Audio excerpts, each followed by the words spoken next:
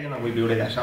Jo m'agradaria viure dels meus estudis, d'allò que he estudiat, d'allò que he fet, d'allò que tinc habilitats per a fer i no de la política. Jo, si estic clavat en política amb vosaltres, els que formem pobles, si estem clavats en política, és per intentar canviar les coses.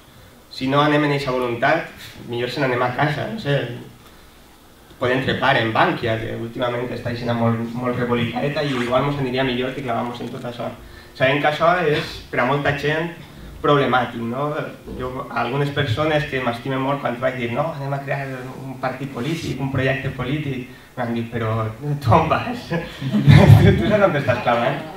Bé, jo la voluntat de crear tot això, la voluntat que teníem les persones que van crear tot això era que hi ha que canviar les coses i que, bé, serà complicat, serà difícil, hi haurà gent que parlarà mal, hi haurà gent que parlarà bé, però al final poder xitar-se per la nit tranquil en la teva consciència i dir, jo intentar fer un poc millor les coses, al final és el que més plena, no?